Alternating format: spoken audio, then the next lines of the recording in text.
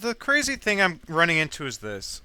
When I try to search Mosfet used as a resistor, everybody just talks about sending just enough current to the MOSFET or just as much voltage to the gate source of the MOSFET to turn the MOSFET halfway on, and then you'd have a halfway resistance. And so by just controlling having the MOSFET between on and off in a steady state of halfway on, halfway off, people are using it as a resistor. But that's not what I mean when I was searching for using a MOSFET as a resistor. I was thinking of using it as a resistor in the form of turning it all the way on and then all the way off so fast that the average current going through it would be cut in half. So having it on half the time and off half the time, the average current would be one half the amount of flow. And even if you were to read it with a an ohm meter, it might say 2 ohms of resistance, because the ohm meter would maybe take an average of resistance over time. I don't know if an ohm meter works that way. But for sure, if you read it with a amperage measurement tool, an amp meter, I guess you'd call it, the amperage would prove to be one half the voltage if you had the MOSFET switched on and off at one half on, one half off very quickly. So if the voltage is 4.2 volts and you're switching it on and off really fast, half the time it's on, half the time it's off, it would have the same effect as a resistor that's cutting the flow in half. So it's kind of like, rather than put a resistor in your light circuit for your room to turn the lights down to half the power, half the brightness, you would just turn the light switch on and off really fast and the room would go to half the brightness. Yes, half the time it's completely off, half the time it's completely on, but if you were to measure that flow of electrons into the light over the period of 1 second, it would be approximately one half the flow, even though it's really zero flow or tons of flow. It's either all the way or not at all. I don't know. It's kind of hard to explain, but I actually was starting to doubt that you could use a MOSFET in the regard I'm describing until I just verified it on this YouTube video link right here.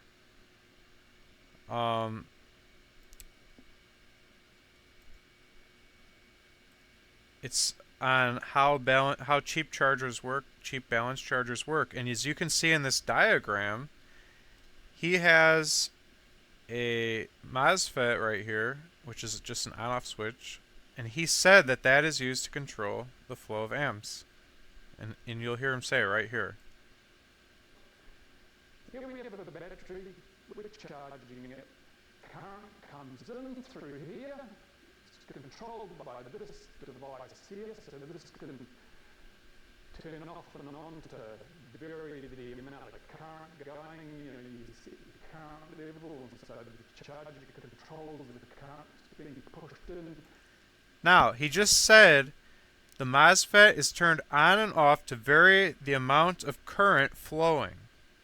When something varies the amount of current flowing, it is acting as a resistor. If you have a steady or fixed voltage and you're changing the amount of current, then that means you are changing the resistance, because V times R equals I, or I equals V divided by R. Yeah, I equals V divided by R. And so if you are changing the current despite V being fixed, that means R must be changing. And so you are, in effect, using the MOSFET as a variable resistor. And that's not by turning the MOSFET halfway on. No, it's by turning it completely off and completely on at a high speed. And the interval at which you're doing that directly affects the amount of resistance you're effectively achieving, despite it being either all the way on or all the way off.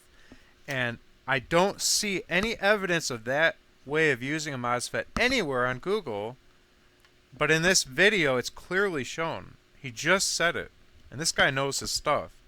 So that's a huge, great tool to know that if you need to modify the current going to your servo motor, your batteries during a battery charging, whatever it is, to a light, to a diode, but you don't want to use a resistor, you have the option to use a MOSFET or a transistor. Yeah, a transistor is an on-off switch as well. You can use a MOSFET or a transistor. Well, a MOSFET is a type of transistor, I guess. But you can use an on-off switch, basically, to control the current. So I can use a buck converter to establish the voltage I want, but the amount of current that that buck converter can provide is far greater than the current I want going into my batteries. I want each battery to have a current limitation of 0.9 C as its charge rating, or rate of charge.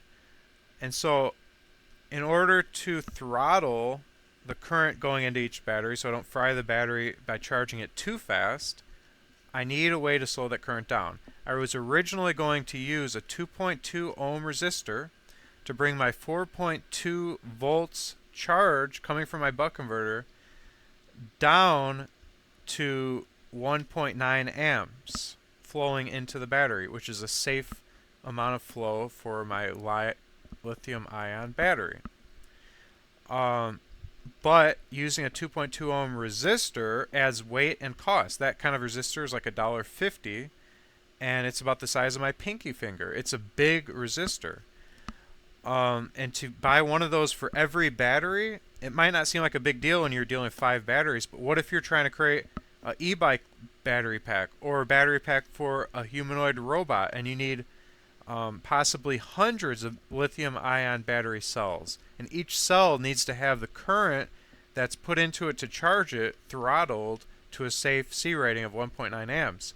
Well, then you're looking at buying 100 of these pinky-sized resistors. That's unacceptable. That's too much weight, and that's $200 worth of resistors. That gets very expensive. But being able to use the same on-off switch I'm using to stop the charge or turn on the charge to also throttle the velocity of the flow of the charge, or throttle the current or the amps by turning it on and off at a certain rate that effectively serves as a resistor. It's a variable resistor. So yeah, you can use an on-off switch as a variable resistor, even though that would not work for changing the amount of current you're going to send into, for example, a microcontroller, which has to be a very steady DC flow of current. It can't just be on and then off all the time. It has to be either on or off. I'm not sure if you could use a capacitor after the resistor, basically, to smooth that out, or if that would defeat the whole purpose of the resistor. I'm not sure how that would work.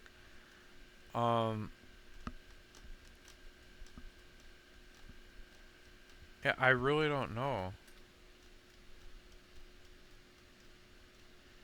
But what I can say is that fuses is irrelevant in this case. It definitely would restrict the amps. Think of it this way.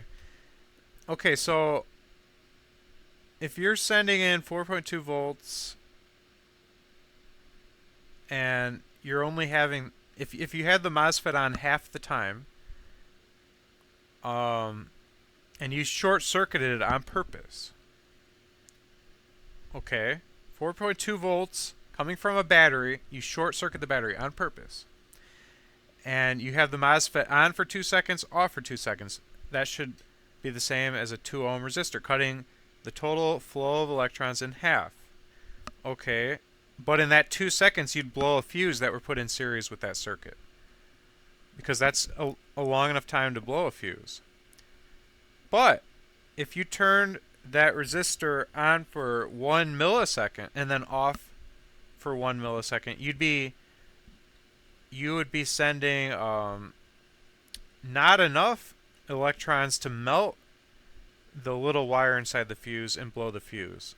According to my theory, it would take a sustained burst of electrons at too high of an amperage for a sustained period of time to blow that fuse. Probably like 1 second, a full second. So as long as your on-off switching is faster than like maybe half a second, and way faster is even better, then the fuse wouldn't even blow. The fuse would treat it as if the amps are acceptable.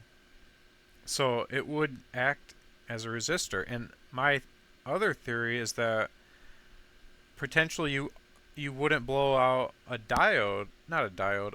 Well, a LED is technically a diode. I guess that's a light emitting diode. I don't know. I think that's what it stands for. But a LED always has to be used in conjunction with the resistor, because if you send too much flow of amps through it, since it has very low internal resistance, it effectively blows the LED. So you always use a resistor with it. But I'm proposing that I could just use an on-off switch with that LED, and if I turn it on-off really fast, with more time spent off than on, I could limit greatly, as much as I want, the amperage flowing through that LED and prevent the LED from blowing. If I had it off for 4 milliseconds, on for 1 millisecond, and I did that really fast over and over, it would get 1/5 the amount of voltage. The amount 1/5 the amount of amperage flowing through. So if I sent 4.2 volts into the LED, and I switched the rate of the on-off switching to only be on 1/5 of the time, and I made each pulse of the switching 1 millisecond, so I had it on for 1 millisecond, off for 4 milliseconds, so it's only getting 1/5 the flow. 4.2, okay, so it's I equals V divided by R. So 4.2 is V. I equals 4.2 times 1/5, which is the resistance. So that's the same as 4.2 over 5, which would equal 0.84 amps. 0.84 amps. And what is the max amps for an LED? Typical forward voltage of 2 volts and a rated forward current of 20 milliamps. 20 milliamps, well, 500 milliamps is half an amp. So this is 500. Let's just pretend it was half an amp. We'd be at 0.84 amps according to my example, so that would be unacceptable. So we would need it. Well, 1,000 milliamps divided by 20. 50. So 1/50th of an amp. That's 1/50th of an amp. Okay.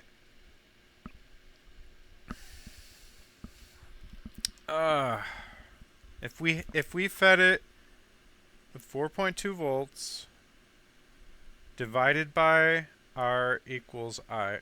I equals 4.2 divided by R. We know we want 20 milliamps. So it's 20, or 1 over 50 amps. equals 4.2 divided by R.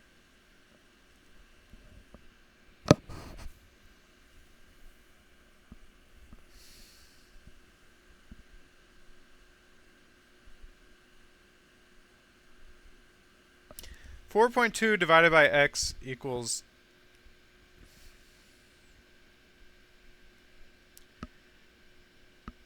4.2.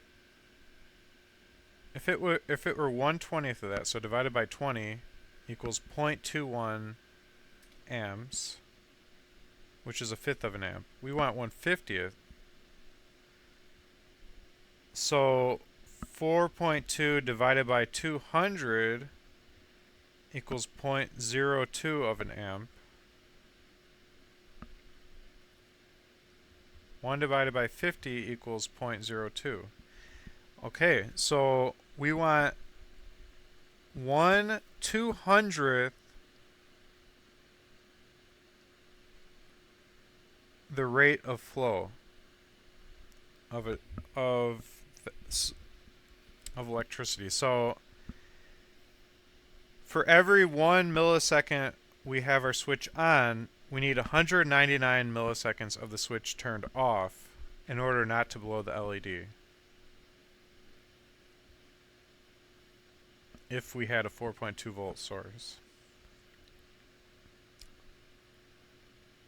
Well, 200 milliseconds is 1,000 milliseconds is a second. So 200 is 1/5 of a second. It would be off. That's enough to visually see it. It'd be like a strobe light. So we would need it to be more granular. We would need it to be like 0.1 milliseconds on, and then, well, if it's 1 millisecond on, 200 milliseconds off, it would have to be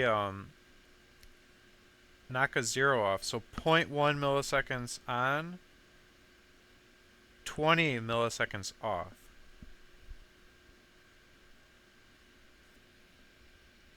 Okay, so if 200 milliseconds is a fifth of a second, this would be a tenth of that. So 1/50th of a second off.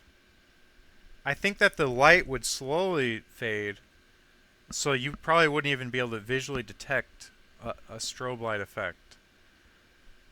So you would need your microcontroller to be able to turn off and on your on-off switch at a 0.1 millisecond frequency speed.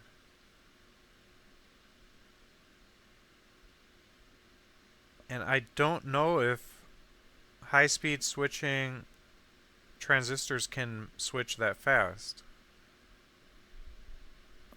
What's the switching speed of a Mosfet? Whoa, 14 nanoseconds? It sounds like it'd be fast enough then. 1 nanosecond. The ultra-fast switching power MOSFETs is 1 nanosecond. Alright guys, so never mind what I said. At 1 nanosecond, I believe that would be actually fast enough. Well, then again, your signal sent to that from your microcontroller would need to be that fast too. Microcontroller speed. You know what?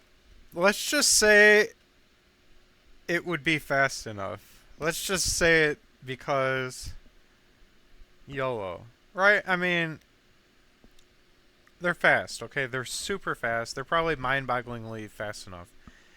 My theory is that my microcontroller could turn on and off a switch so fast that it would be able to throttle the amperage in a very granulated way so that a diode would not burn out during the duration it's turned on, but would also have the correct amp flow that it's designed for flowing through it. Wow, 0.0000001 seconds. So yeah, it would be fast enough.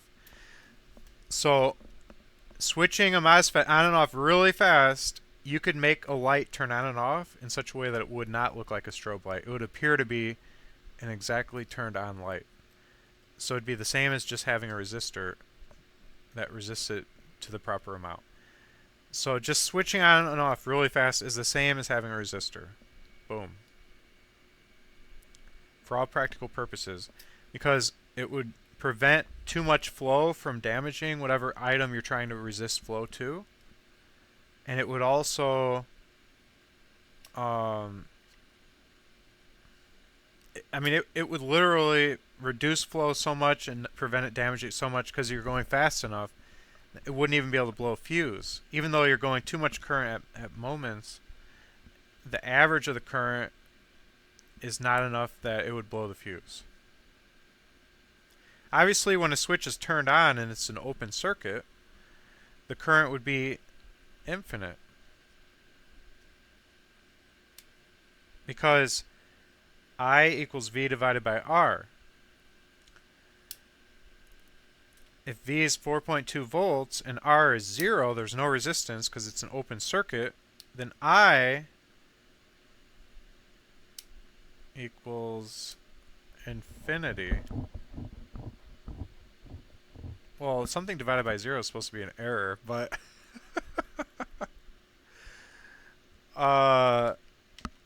let's just, for example, say 4.2 divided by 0.000001. It's a big number. That's like 4 billion. 4 billion amps. So in other words, the lower the resistance, the higher the amps. The amps would be out of control. So technically, as soon as you turn on that switch, the amps are out of control. It'd blow up whatever's in its path. Except for whatever resistance is in the wire. But we're assuming, for the sake of argument, the wire has 0 resistance. The amps will get out of control. It will blow a diode. It will blow a fuse. It will blow up your battery you're trying to charge. Whatever it is. But you're only having it on for a split second and then turning it off again. So you're actually able to control the amps so that the average of the amps from 1 billion amps to 0 amps ends up being in the amp flow you want. And so just by changing your switching speed or your switching on time versus off time ratio, you can control your amp flow. But you also need it to be granular enough so that during the on time, it's not at that infinite amps flow. Not enough electrons get through to damage whatever it's heading to because it turns off again quick enough. So it needs to be very quick so that during the on cycle of this on-off, it's not hurting anything.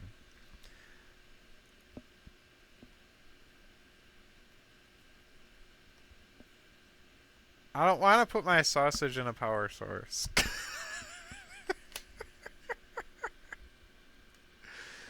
So guys, I just made a huge scientific breakthrough, which apparently all these freaking electronics geniuses have never even thought of. Every time anybody asks about a switching thing to be serving as a resistor, everyone's like, oh yeah, you can do that. You just have to provide the right gate source voltage so that the switch is turned partly on and partly off.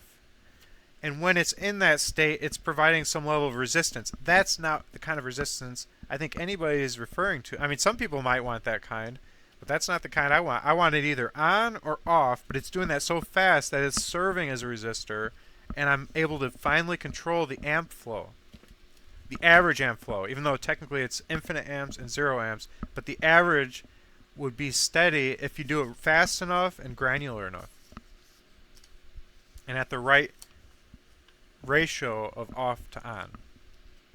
You can directly set a specific amperage. And as I said, this video at 7:09, balancing your LiPo battery more quickly and how cheap chargers work, verifies. Charging it. Current comes in through here. It's controlled by this device here. So this can That's your resistor. turn off and on to vary the amount of current going. You know, That's your Mosfet being used as a resistor. you see the current level, so the charger controls the current being pushed in. Could be many amps going into a big battery. Goes through. So there we go, guys. As far as I'm concerned, the need to buy a resistor is gone.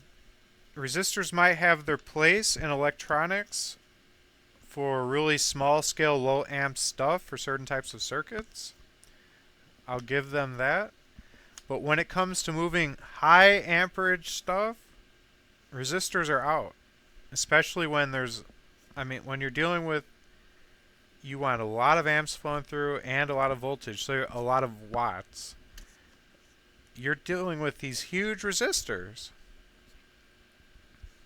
So if you want to send 4.2 volts at 2 amps, that's 8 watts. You need a 10 watt resistor, a 2 ohm 10 watt resistor, to drop 4.2 volts down to 1.9 amps to charge your battery. And a 10 watt resistor is enormous. It's this big. So using resistors for high power demand current regulation is not the way to go. You want to use an on-off switch and go really fast, on-off, on-off, on-off, and you're effectively creating a variable resistor in the form of an on-off switch going really fast. That's my story. I'm sticking to it. And for all these punks on Google that can't seem to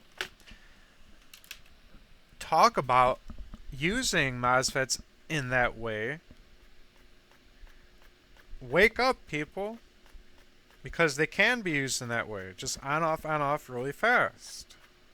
It's the same as a resistor, even though technically it's not resisting in a fixed way. It's resisting in a choppy up-down way.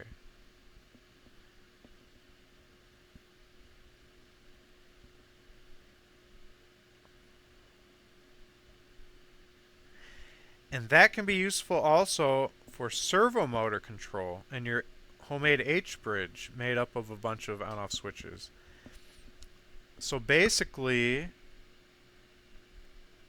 your H-bridge can control forward and backward, but it can also control the amount of current you're sending your motor to throttle that so you don't burn out anything if the motor is stalling and running into problems. You can say, hey motor, I know that you're only rated to run 1 amp of current. You're all jammed up and you're trying to pull more and more current. Or the motor's really powerful, and if it keeps pulling too much current, it's going to melt some wires because it's generating a lot of heat trying to pass a lot of current through smaller wires. So your H-bridge could be on, off, on, off, on, off to lower the current that it's willing to feed the motor that's struggling. And by lowering the current through the MOSFET, you'll be able to prevent wire melt even when the motor is supposed to be fighting through whatever it's fighting through. So like, let's say the robot's bicep is trying to do a bicep curl and it's struggling, it has more weight than it can handle. Well, it will just keep trying to lift until you start smelling smoke.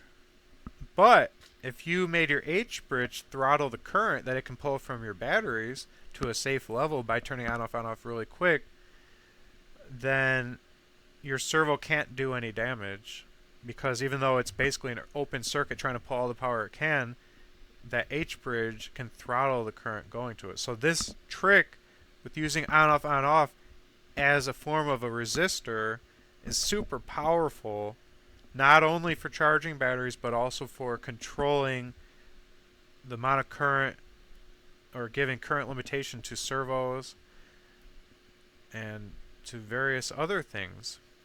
It's a very important electronic principle I'm talking about here, and it's critical to my balanced charging system. So basically, I was originally going to have power coming through that could charge each one of these batteries independently so that all the batteries can charge at full speed, but when one of them gets to full, maybe this one's low and it still needs charge. Unlike a traditional balanced charger that discharges the full one and then charges them all at once in series and then discharges the full one, and then charges them all at once in series, and then discharges the full one until all the less full ones catch up. Instead of doing it that way, it would charge at full speed every battery, and when each one gets full one at a time, it just shut that off right here with this Mosfet. And so if this battery got full, but these three still need some and this one's full, these two would be off, but it'd still be giving full current to the middle three, which are still low. So that's an improvement on the traditional balanced charging systems on the market today. My design is an improvement. However, since each one of these batteries needs approximately 2 amps as its maximum charge rate, based on being 2000 milliamp hour lithium ion batteries, I want to be able to provide 10 amps so that each of these 2 amp batteries will add up to 10 amps. So 10 amps are coming through this red line. But when one of them shuts off, now we have 10 amps serving 4 batteries. And then when another one shuts off because it's full, we have 10 amps serving 3 batteries. And if it divided evenly amongst the 3, that'd be 3 amps per battery. Too high. It's supposed to be only 2 amps per battery. So we need to be able to throttle the amperage going to into each battery individually. How do we do that? I was going to put a resistor in series with each and every battery. But as I said, a 2 ohm resistor, which would bring your 4.2 amps divided by 2 ohms to equal approximately 2 amps charge rate, a 2 ohm resistor needs to be 10 watts because 4.2 volts times 2 amps equals 8 watts. So it has to be rated for 10 watts. A 10 watt resistor is huge. It's like this big and it's like $2 each. And that adds up when you're dealing with a lot of batteries. So I took the resistors which I had drawn in here originally out of my design because it hit me that these Mosfets or on-off switches for each battery can not only shut off the battery when it's done being charged or close off all the charge circuits when the in-series circuit is turned on, when all these are turned on, but it can also, besides just being on-off, can be used as a resistor to control the amount of amps flowing into each and every battery. So it's multi-purpose here. By turning on-off at half the time on, half the time off, it's serving as a 2 ohm resistor because 4.2 volts divided by 2 equals amps. I equals V divided by R. So 4.2 divided by 2, or half the time, equals 2 amps. So if it's half the time, meaning it's on for 5 seconds, off for 5 seconds, during that 5 seconds, there would be no resistance, and it would be an open circuit, and that would burn up the battery. So obviously it can't be on for 5 seconds, off for 5 seconds. It needs to be more granular than that. So more like on for 0.1 milliseconds, off for 0.1 milliseconds. If it's that granular, that amount of time having infinite amps would not be a long enough time to cause any damage to the battery or any other device, because not enough electrons pass through to actually cause that damage. So making it very granular, but then on and off at the correct fraction, so in this case half the time on, half the time off, will effectively make it non-damaging and current limiting to a very precise value, whatever you want it to be. So it's serving as a variable resistor. And it will enable me to send the proper current through my battery, in this case 2 amps. And that reduces the amount of components I need for my charging system as well. Instead of needing 2 diodes and a Mosfet and a resistor per battery, I only need 2 diodes and a Mosfet. Now, just as a rehash, this diode just prevents if when I shut off the series circuit between batteries, so this is off, and turn this on to charge it, if this one didn't turn off because it was malfunctioning, then this would be able to go over through here because it's still on by accident because it's broke. Through here, this would be open, down to here, over, and then back up. That's a short circuit. So that's why we have these diodes here to prevent short circuits in the event that one of the series MOSFETs failed to shut off when we go into charging phase. And then this diode is so that it can't go up, right, down, left, and into here. That would be a short circuit when this is turned on. So that's why these are here. So these are just redundant diodes for safety in case if one of these fails.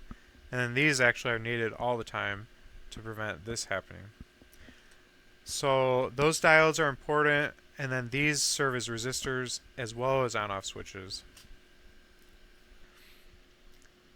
Okay, so I think I can close out everything. What is a resistor? See, the reason I looked up what is a resistor is I was curious if an on-off switch would be seen as a resistor.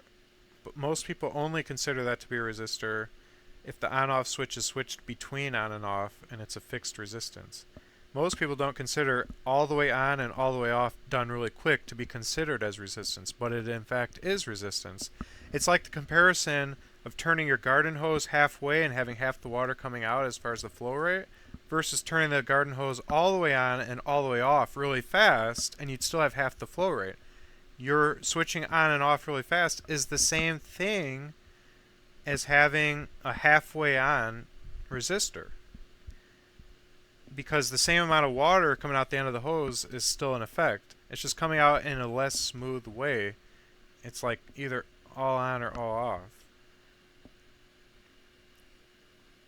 So as long as it's going all on or all off fast enough, it's not going to damage anything. But obviously if you turn it all the way on for an hour, all the way off for an hour, you'd blow out whatever parts weren't supposed to have that much amps or that much flow of water.